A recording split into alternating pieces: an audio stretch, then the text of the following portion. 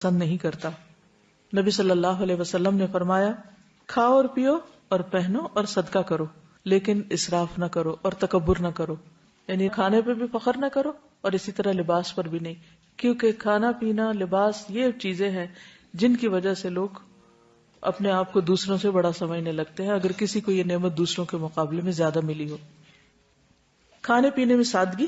حضرت انس فرماتے ہیں، میں نہیں جانتا کہ نبی صلی اللہ علیہ وسلم نے کبھی پتلی روٹی دیکھی ہو، چپاتی، یہاں تک کہ آپ اللہ سے جا ملے، اور نہ آپ نے کبھی مسلم بھنی ہوئی بکری دیکھی کہ پوری کی پوری بکری ایک ہی طرح تیار کر دی جائے کھانے کے لیے۔ حضرت عائشہ فرماتی ہیں کہ نبی صلی اللہ علیہ وسلم کے گھرانے نے اگر کبھی ایک دن میں 2 مرتبہ کھانا کھایا تو ضرور اس میں ایک وقت صرف کھجوریں ہوتی تھی، یعنی 2 وقت پراپر میل نہیں ہوتا تھا، میل ایک ہی اور اس کے ساتھ باقی کوئی بھی را چیز۔ ہمارا 3 وقت کا کھانا تو وہاں 1 وقت کا کھانا۔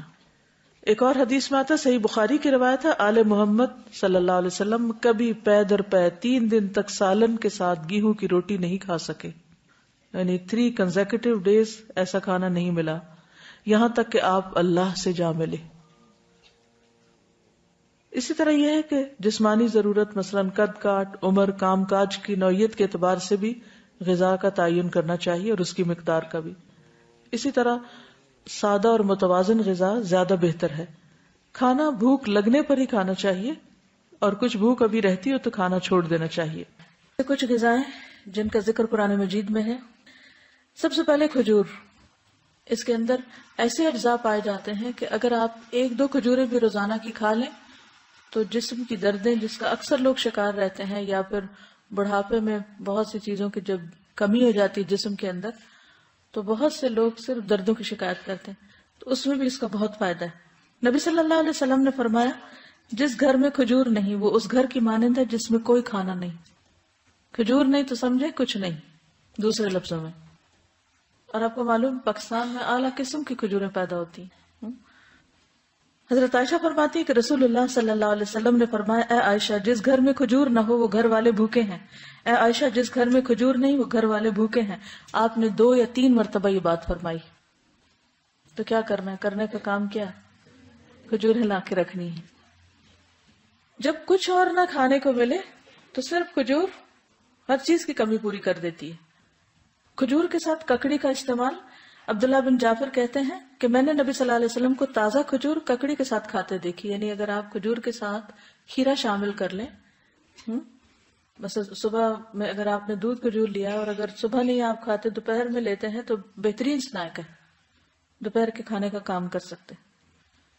حضرت عائشہ کہتی کہ میری والدہ مجھے موٹا کرنے کی تدبیر کرتی تھی تاکہ میری رخصتی کر کے رسول اللہ صلی اللہ علیہ وسلم کی خدمت میں روانہ کرے، لیکن یہ مقصد کسی تدبیر سے حاصل نہ ہوا، حتیٰ کہ میں نے کھجوروں کے ساتھ ککڑی کھائی تو میں انتہائی متناسب انداز کی فربہ ہو گئی، یعنی کہ اچھی فزیک ہو گئی۔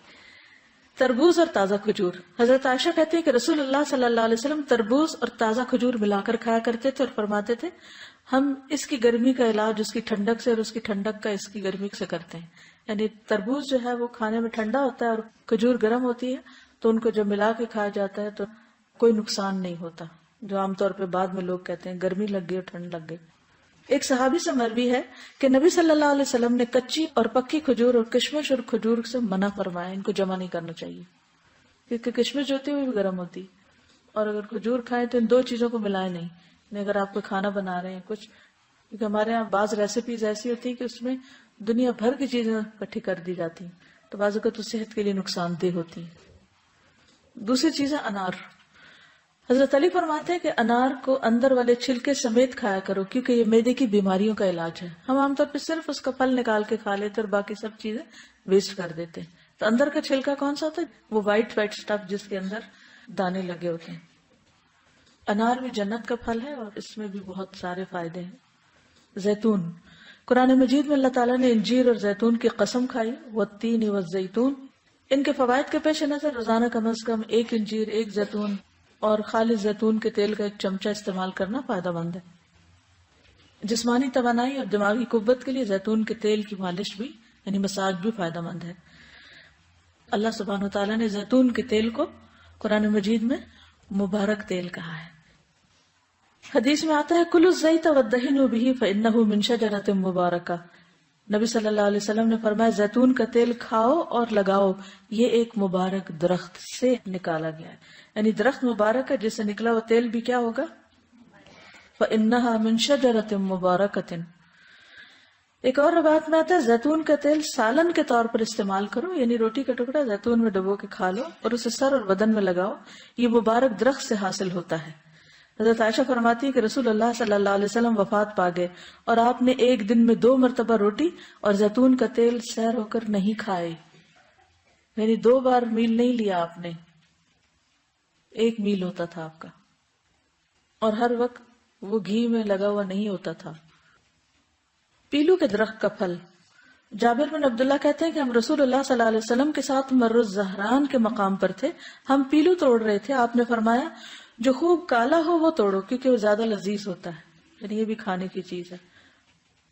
کدو، فنبذناہ بالعراء وہو سقیم وانبتنا علیہ شجرۃ من یقطین، پھر ہم نے اسے یونس علیہ السلام کو ایک چٹیل میدان میں ڈال دیا جبکہ وہ بیمار تھے، اور ہم نے اس پر کدو کا بیلدار درخت اگا دیا۔ انس بن مالک کہتے ہیں کہ ایک درزی نے رسول اللہ صلی اللہ علیہ وسلم کو کھانے پر بلایا، وہ کہتے ہیں کہ میں خود بھی اس دعوت میں آپ کے ساتھ گیا، اس درزی نے روٹی اور شوربہ جس میں کدو اور سوکھا گوشت تھا رسول اللہ صلی اللہ علیہ وسلم کے سامنے پیش کیا۔ میں نے دیکھا کہ نبی صلی اللہ علیہ وسلم کدو کے قتلے پیالے میں تلاش کر رہے تھے، یعنی گوشت بھی تھا اور کدو بھی، تو آپ گوشت کی بجائے کدو اٹھا اٹھا کے کھا رہے تھے۔ اس دن سے میں بھی برابر کدو پسند کرتا ہوں۔ حضرت یونس علیہ السلام کی بیماری کے علاج کے طور پر کدو کی بیل اگائی گئی تھی، جس سے ان کے جسم پر جو بھی مچھلی کے اسٹمک میں جانے کی وجہ سے جو ایسیڈک مادہ تھا وہ لگنے سے زخم وغیرہ ہوئے ہوں گے، ان کا علاج اس سے ہوا۔ انس کہتے ہیں کہ اس کے بعد جو کھانا میرے لیے تیار کیا گیا اور جتنا مجھ سے ہو سکا میں نے اس میں کدو کو ضرور شامل کر لیا۔ چقندر اور جو، سہل بن سعد کہتے ہیں کہ ہمیں جمعہ کے دن بڑی خوشی ہوتی، ہماری ایک بوڑھی خاتون تھی، وہ چقندر کی جڑیں لے کر اپنی ہانڈی میں پکاتی، اوپر سے کچھ جو کے دانے اس میں ڈال دیتی، ہم جمعہ کی نماز پڑھ کر ان کی ملاقات کو جاتے تو ہمارے سامنے یہ کھانا رکھتی، یعنی ہر جمعہ وہ یہ کھانا پکا کے رکھتی اور ہم سب کھاتے۔ جمعہ کے دن ہمیں بڑی خوشی اسی وجہ سے رہتی تھی، یعنی ہمیں پتا ہوتا تھا آج اچھا سا کھانا ملے گا۔ ہم نماز جمعہ کے بعد ہی صبح کا کھانا کھایا کرتے تھے، اللہ کی قسم نہ اس میں چربی ہوتی تھی نہ گھی، یعنی چقندر ہوتے تھے ابلے اور اس کے اوپر جو کے کچھ دانے، پھر بھی خوش ہوتے تھے۔ ہمارا کیا حال ہے؟ کہتے ہیں اللہ کی قسم نہ چربی ہوتی تھی نہ گھی۔